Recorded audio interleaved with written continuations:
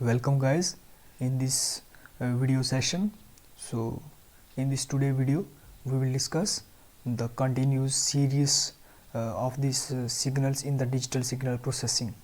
So in the previous video we have discussed some signals like sinusoidal signal and multi-dimensional signals, DC signals also.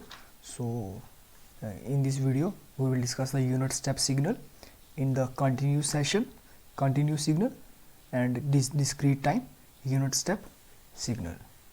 So guys, if you don't have subscribed my channel, so please subscribe the channel, and if you have any query regarding this, please write in the comment section. So let's start the video. So guys, what is continuous unit step signal? So basically unit step signal is a signal that have a constant amplitude. This one is the amplitude of this unit step signal. This one is the amplitude. So it has a constant amplitude when the value of this t is greater than 0. So this one is the unit step signal that is denoted by x of t, and it has values has 1 when for t is greater than 0, and it has values zeros for t is less than 0. So this is the mathematical representation of this unit step signal. So unit step signal, when the value of this t is less than 0, it has the zeros values. It has 0 values, and when the value of this t is greater than 0, then we get the one amplitude or constant amplitude or one value of this signal x of t. So this is the unit step signal that have constant amplitude and values equally amplitude when the value of t is greater than 0. So in the continuous unit step signal, we denote the signal that is x of t. So t represents the continuous type unit step signal.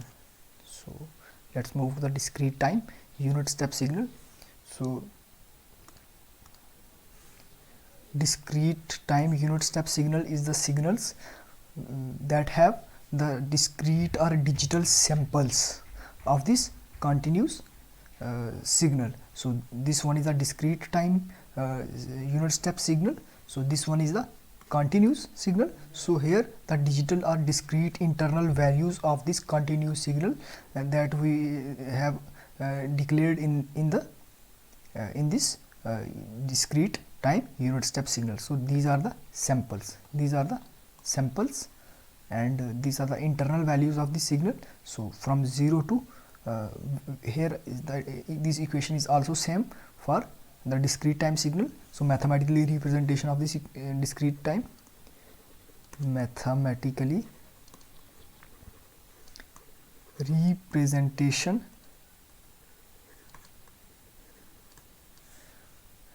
here we denote this discrete time signal as x of n.